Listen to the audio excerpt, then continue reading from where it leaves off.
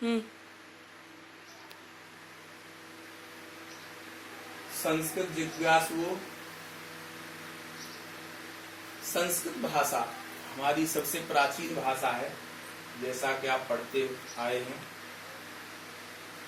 ऋग्वेद हैं हमारे, और धर्मशास्त्र, पुराण, जितने भी हमारे आर्ष काव्य हैं वो संस्कृत भाषा में लिखे हुए हैं। और कोई भी भाषा बिना व्याकरण के नहीं चलती है। तो सबसे पहले हम व्याकरण के बारे में हमको ज्ञान करना होगा, तभी हमारी जो भाषा है वो चल पाएगी। तो पाणिनि ने अष्टाध्यायी की रचना की है, जैसा कि आप जानते हैं, जो सबसे प्राचीन है, जिसमें संस्कृत व्याकरण, आपकी सारी व्याकरण समाहित है, और शब्दों की व्युत्पत्ति, रूप, सिद्धि, समास,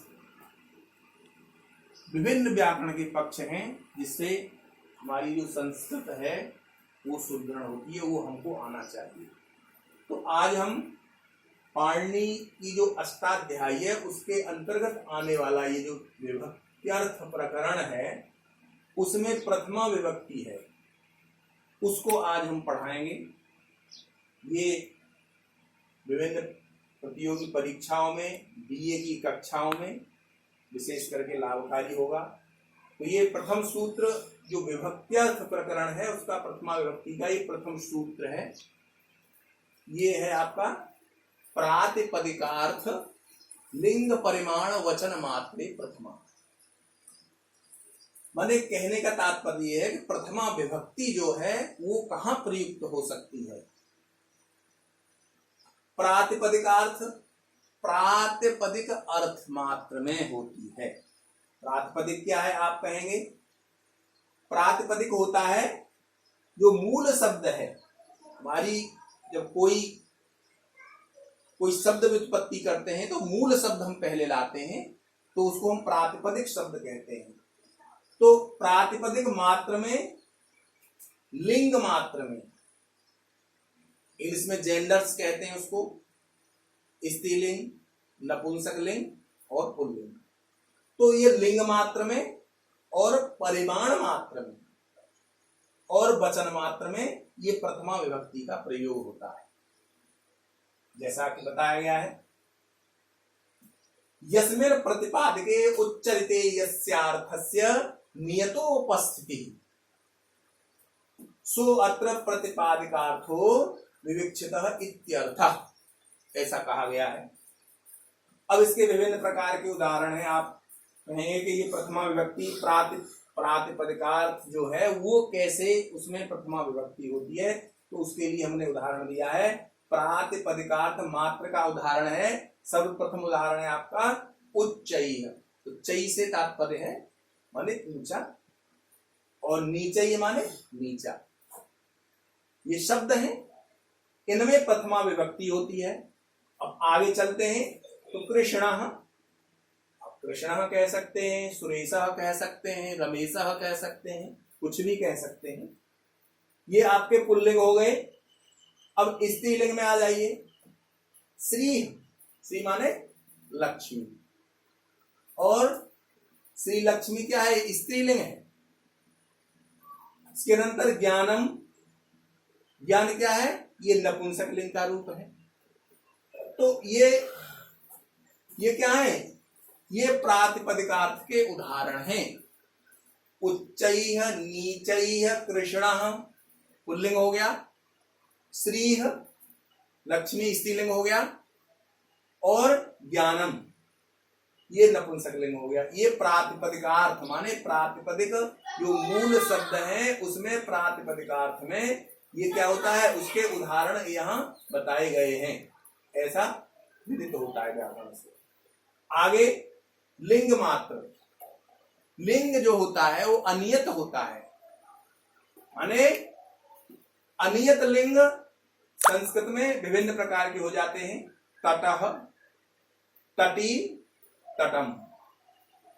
अनियत माने इसका कोई नियत लिंग नहीं है, माने कभी ये पुल्लिंग में प्रयुक्त होता है, कभी नपुंसक लिंग में प्रयुक्त होता है, कभी स्त्रीलिंग में। जैसा कि आप देख रहे हैं, तटः पुल्लिंग है, तटी स्त्रीलिंग है, तटम नपुंसक लिंग है। तो ये इसीलिए इसको क्या कहा गया, अनियत लिंग। इसमें प्रथमा होती है। अब तटः में प्रथमा विभक्ति है पुल्लिंग में, और तटी में क्या है, प्रथमा विभक्ति है स्त्रीलिंग में। तटम में ये भी क्या है, नपुंसक लिंग में स्त्रीलिंग है। ये तीनों में प्रयुक्त होता है। ये लिंग मात्र के उदाहरण हैं। अब आपके सूत्र में आया था परिमाण। परिमाण, परिमाण क्या होता है? परिमाण कहते हैं कोई नापने की एक विधि होती है। जैसे प्राचीन काल में हमारे पास बहुत सारी ऐसी चीजें होती थी, हम बिना तौले उसको नाप करके दे देते थे और उसको ले लिया करते थे उसी हिसाब से, मतलब वो एक नियम था। तो परिमाण माने किसी चीज को नापने का एक साधन, साधन मात्र। तो ये इन्होंने उदाहरण दिया उसका, द्रोणो व्रीहि।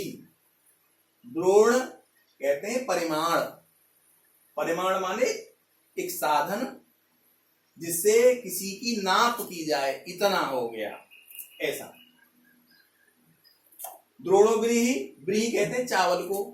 तो ये प्राचीन कालीन उदाहरण है, इसमें व्रीहि कहते हैं चावल को। किसी ने भर के किसी को दे दिया और उसको वापस ले लिया, तो द्रोणो व्रीहि माने द्रोण भर के, व्रीहि माने चावल। तो ये यहां भी प्रथमा विभक्ति है। तो फिर उसके बाद है वचन मात्र।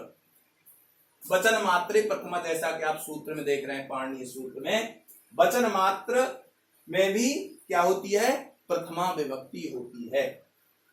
वचन का मतलब है संख्या। संख्या क्या होती है, एक वचन, द्विवचन, बहुवचन।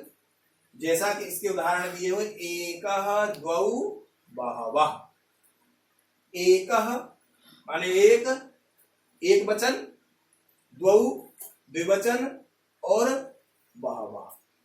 तो ये आपके कुल मिलाकर के इस सूत्र, जो पाणिनीय सूत्र है, विभक्त्यर्थ प्रकरण का जो प्रथम सूत्र है प्रथमा विभक्ति का, उसमें सूत्र में क्या है, प्रातिपदिकार्थ लिंग परिमाण वचन मात्रे प्रथमा। इसमें तो ये प्रातिपदिक का उदाहरण क्या हो गया आपका, उच्चैः, नीचैः, कृष्णः, श्रीः, ज्ञानम। ये प्रातिपदिक मात्र के उदाहरण हैं और इनमें प्रथमा विभक्ति प्रयुक्त हुई है।